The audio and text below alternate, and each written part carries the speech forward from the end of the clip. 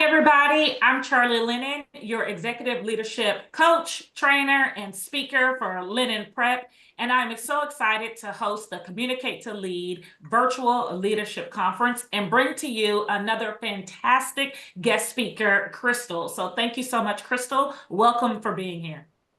Hi, thank you so much for having me, Charlie, and great to get a chance to speak to all of you today. Awesome, wonderful. So we could kick things off, Crystal. If you could please just introduce yourself and tell us a little bit about what you do within your organization or your business. Yes, so Crystal McNack, I am a seasoned communications professional with also certified in change management. And so I have a business that I'm going to be launching soon, Rise Consulting. And it is really a business that's going to help to motivate individuals that are navigating corporate America, just really trying to help create strategies for success for individuals. In addition to that, I'm also going to be launching a podcast, the Working Well podcast, along with some of my former colleagues from the HR sector. And that's going to just be sharing information, just helpful tips about, again, navigating the corporate experience and just really like impactful conversation about just how to deal with certain things that you experience in the workplace. Communication guru. Yes, we are a special being. So that is awesome. Well, since with all of your expertise with communication, I want us to kind of go into that space for those that are watching. I know there's a lot that has to be done when you're a leader in regards to communication. And one of the big pieces is really being able to articulate your thoughts and ideas, advocate for yourself, and overall being able to use that effective communication skills that we all need. Talk to me a little bit about some strategies that you use to be effective within your workplace when communicating. Thank you for that question. So one of the main things that I try to focus on when communicating is listening. And I know that's tough for a lot of people, but when you listen, you get an opportunity to kind of learn kind of what's going on within the organization, learn what's going on within certain departments, learn, let's say, you're talking to an employee, you get to learn just kind of what their experience is, so that when you are addressing the issue or addressing an audience, you have the knowledge that you need in order to be able to to really meet them where they are. And so I would say that that's extremely important, is listening. And then once you do listen, um, really really figuring out what needs to be done, figuring out kind of what needs to be what needs to be done, what needs to be communicated, what's the most effective platform to communicate on, in order to reach individuals, so that they can be on board and aligned with whatever your thoughts or your ideas are. Absolutely. I like that you talked about how to communicate with them as far as what mode, people talk about it all the time and they make the joke of saying that could have been an email. Or vice versa, right? Where they're reading an email and they're like, this is much more complicated than just an email. I need some more information. I wish this could be a face-to-face conversation. So you're right about paying attention to how you're going to communicate that and what Yes, medium. yeah, definitely. That's extremely important, and that's that's honestly one of the maybe more difficult things to figure out when you're in communication, because not everybody opens their email. Not everybody goes to Viva Engage. Not everybody reads the newsletter. So, what's going to be the most impactful way to communicate? And sometimes it's not just one way. Sometimes it is omni-channel, so to speak. So it's multi-channel. So you may you may want to have a town hall or something where you're able to address a larger crowd and have Q&A, or an article may suffice, or you may be able to send out a quick email. So really, understanding what's going to be the most effective way to communicate, and sometimes certain types of messages, like what is it that you're trying to communicate, because sometimes if it's a more sensitive message, you that may call for a meeting. So it's really listening to what the employee is experiencing, listening to what's going on within the organization, not being afraid to get the feedback from folks, and figuring out what's the best platform to speak to them on.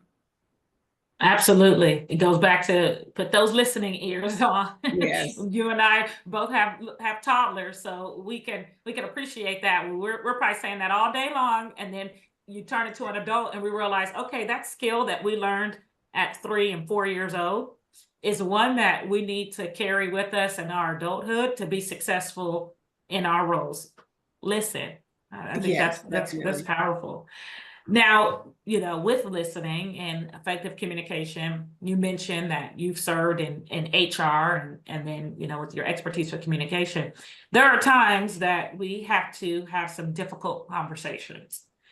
And what are some of the strategies or recommendations that you have to have some of those tough conversations, the ones that don't necessarily feel so good, and it could be from the receiving or the sending side. What would you say about that? I would honestly say that it's important to get to know your employees, um, because it would be very awkward if you've never really spent the time talking to your employees, getting to know your employees, and then all of a sudden you're coming with this feedback. And so I would say, starting with building a relationship. Building a relationship with your employees where they feel like they can come to you, to talk to you, and also come to you for support. And you feel like, and with you being that person, then when you have something to say, they're more likely to receive it in the manner that you're trying to disseminate it in. Because when you're giving the feedback, hopefully you're giving it back so that that person can grow, and so that they can improve on that. And so I would say another thing is like being respectful.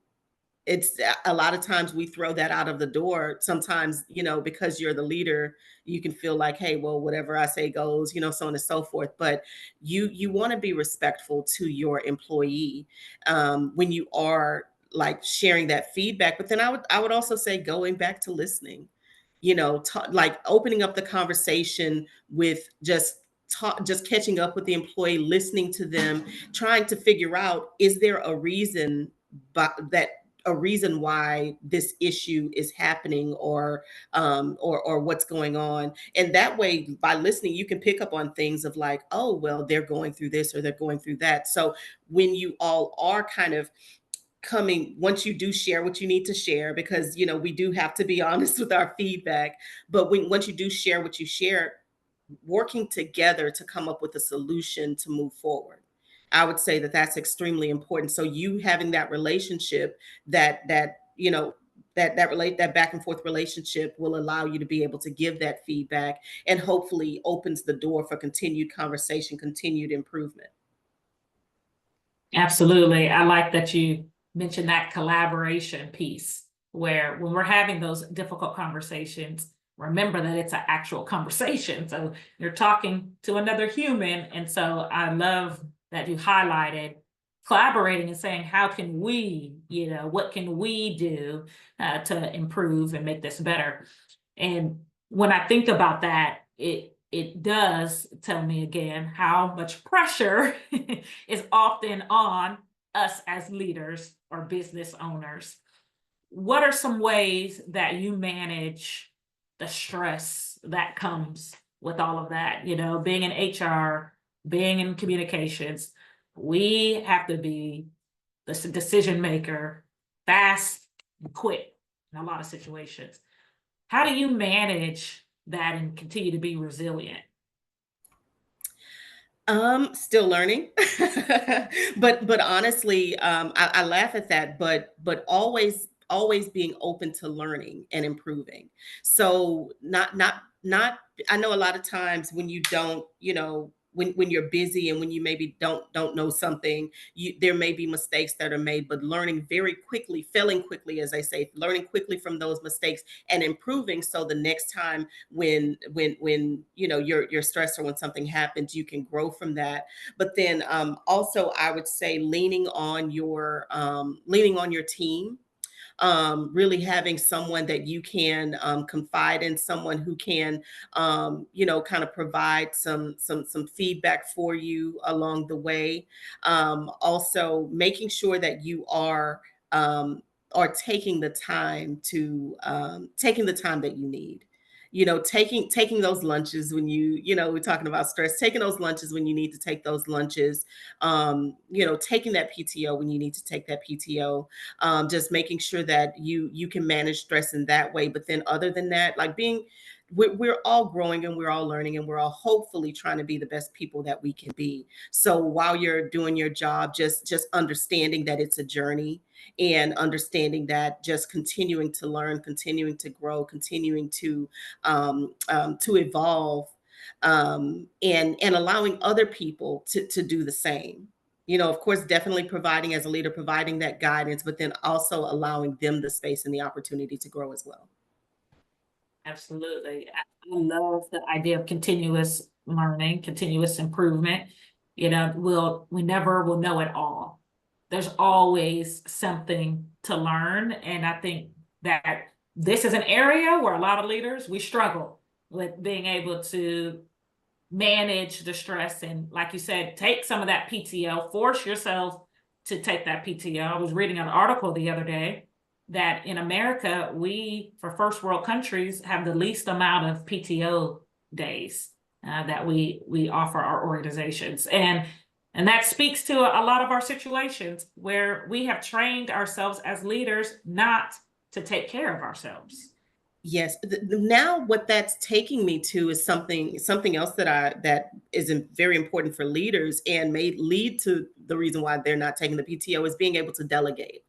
So as a leader, I know, you want to be successful. You feel like everything kind of reflects on you if the project fails, if the project is successful. But having confidence in the team that you build, that you built around yourself, to be able to give them certain tasks and trusting them to carry them to the finish line so that you don't have to be everything.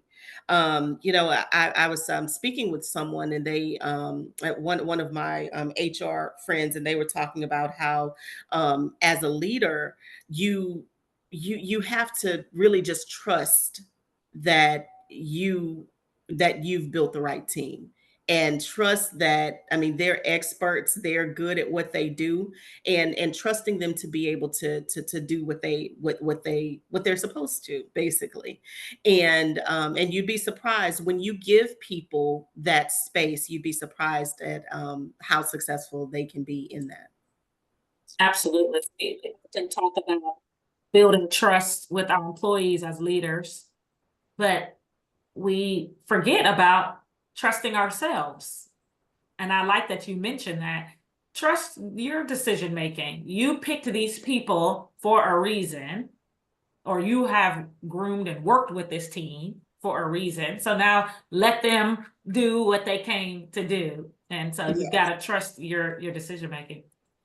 Well, Crystal, I have enjoyed chatting with you and hearing your insights. And as we kind of wrap things up, if you could please just leave our audience with one final thought. If you were to speak to a leader or an emerging leader, what's that one final piece of advice that you could give them? Um, an emerging leader, I would say, um, definitely don't be afraid to raise your hand. Don't be afraid to raise your hand for the projects that matter. And what I mean by the projects that matter is, where are you trying to go with your career? and be strategic about the opportunities that you go after. And so, and when you get to that, when you raise your hand, when you get that seat at the table, using your voice, not being afraid to speak up and to share your ideas, and then I would also say collaborating, not being afraid to cross collaborate with people across the organization that don't look or think like you, because it gives you more visibility to what's going on within the entire organization, and it allows other people to see you engaging with those individuals. So I would say, definitely raising your hand for that seat at the table, and when you have that seat at the table, cross collaborating and getting to know the organization. Absolutely. So as you said, raise your hand. I'm like, this is gonna be the slogan for our conversation today. It's gonna say, raise your hand. Hey, raise your hand. I'm very big about that, of getting involved and making your voice heard. And I think that what you're saying is spot on, because I think a lot of us are keeping our hands down, and we need to raise our hand when we know strategically that this is going to benefit us or help us grow. So thank you so much for sharing. Thank you so much, Crystal, for coming on the Communicate to Lead Virtual Leadership Conference. I appreciate you taking the time to chat with me today. And those that came, Communicate to Lead Virtual Leadership Conference, thank you so much for being here. And I hope you all have a wonderful day. Thank you so much. Bye. Bye bye. Thank you.